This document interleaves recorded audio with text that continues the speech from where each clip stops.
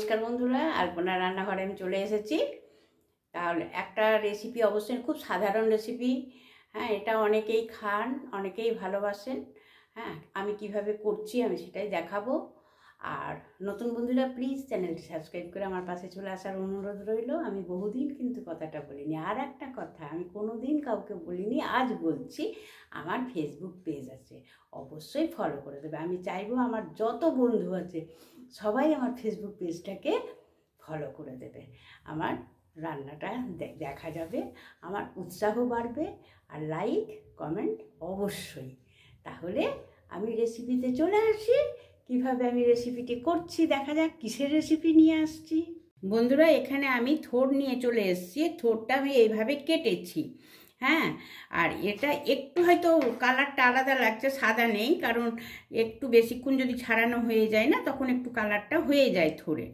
কষ তরকারি তো, এই যে এইভাবে কেটে আমি একটুখানি দেখিয়ে দিচ্ছি, আর দেখাবো না বেশি করে। এই যে একটা এর মধ্যে এই যে এইগুলো বেরোয়, এটাকে হাত দিয়ে তুলে দিতে হবে, তা না হলে কখনোই থোড় খেতে ভালো লাগবে না। এটা দেখানোর জন্যই আমি কেবল কাটাটা দেখাতে আসলাম। থোড়টা কাটার পর আমি নুন দিয়ে আর হলুদ দিয়ে ভিজিয়ে রেখে দিয়েছিলাম। আমি এটা রাত্রে কেটেছি, সারা রাত্রি ভেজানো ছিল। আর সেরকম সময় না থাকলে পরে অন্ততপক্ষে 1 ঘন্টা মতন ভিজিয়ে রাখলে খুব ভালো। তারপরে এখন জলটাকে আমি এইভাবে ছেঁকে তুলে নেব। থোড়টা জল থেকে আমি জল থেকে তুলে নিলাম। নিয়ে এটাই আমি পরিমাণ মতন হলুদ দিচ্ছি। কিছুটা হলুদ দেওয়া আছে, হলুদ রং হয়ে আছে। এটা যদি হলুদ না দেওয়া হতো না তাহলে কালো কালো হয়ে যেত, যার জন্যে নুন হলুদ দিয়ে ভিজিয়ে রাখলে পরে ভালো হয়।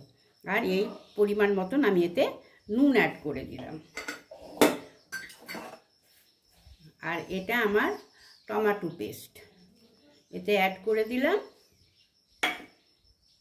আর এটা সর্ষে, আমি চা চামচের 2 চামচ সর্ষে নিয়েছি, আর 3টে কাঁচা লঙ্কা নিয়েছি, ওটাই পেস্ট করে নিয়েছি। সামান্য একটু নুন দিয়েছি, সর্ষে বাটার সময় একটু নুন দিলে না খুব ভালো হয়। আর এর মধ্যে একটু দিয়ে দেব আমি সর্ষের তেল, খুব বেশি দেব না, আবার রান্নায় দেব, আবার কাঁচা তেল দেব। এই 2 চামচ দিলাম।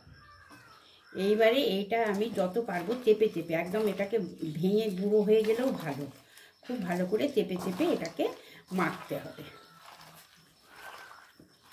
কড়া বসিয়ে দিয়েছি, কড়াতে পরিমাণ মতো সর্ষের তেল দিয়ে দিয়েছি। আর এই যে এই থোড়টা আমার এইভাবে মাখিয়ে নিয়েছি। এবারে আমি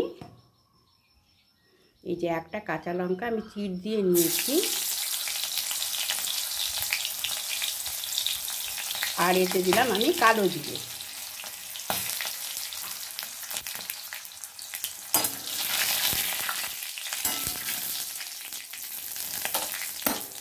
এবারে মাখানো থোড়টা আমি এর মধ্যে দিয়ে দিচ্ছি।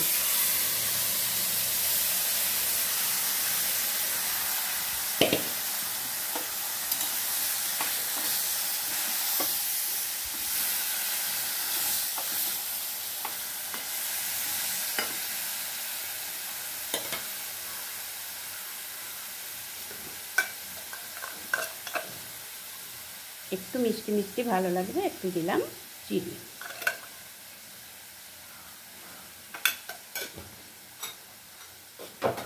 বন্ধুরা, চিনিটা অপশানে, সম্পূর্ণ নিজেদের টেস্টের উপর নির্ভর করছে।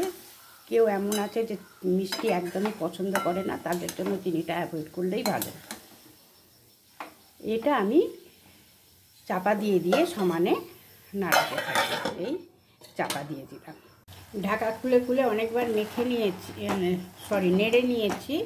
এটা এইভাবে যদি ম্যাশ করা যায় না, তাহলে এটা যত মোলাম হবে তত ভালো লাগবে। আর থোড়টা তো একটু কচকচা থাকেই, যারা রান্না করেন জানেন যে থোড় একটু কচকচা থাকে। তো এটা একটুখানি ম্যাশ করে নিলে পরে খুব ভালো হয়, মোলাম হয়।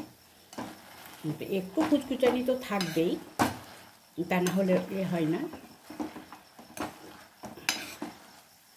এইভাবে আমি একটু নাড়িয়ে ম্যাশ করে নিচ্ছি। আর এইভাবে করলে পরে না একদম আচারের মতো শুকনো ভাত দিয়ে খেতে খুব ভালো লাগে। নানান রকমভাবেই রান্না করা যায়, এটা আমি একরকম করলাম, অনেক বন্ধুরাই হয়তো করে থাকে। এই যে বন্ধুরা একদম হয়েই গেছে প্রায়। এবারে আমি ওপর থেকে একটু কাঁচা তেল দেব।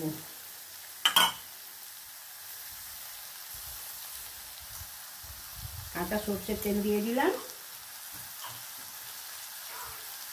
আর এবারে একটু কিছুটা আমি ধনেপাতা কুচিয়ে এর মধ্যে ছড়িয়ে দেব। এই যে বন্ধুরা ধনেপাতা কুচিয়ে দিয়ে দিয়েছি। এবারে এটা মিক্স করে নেব।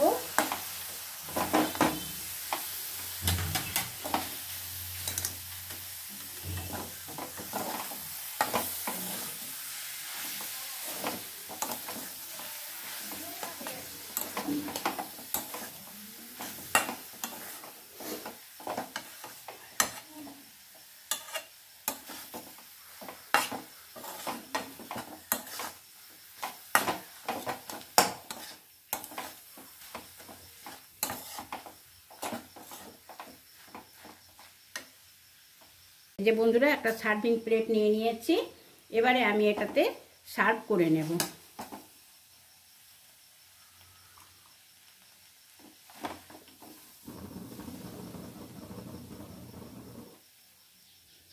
এই যে বন্ধুরা অসাধারণ স্বাদে হয়ে গেছে আমার থোড় ভাজা।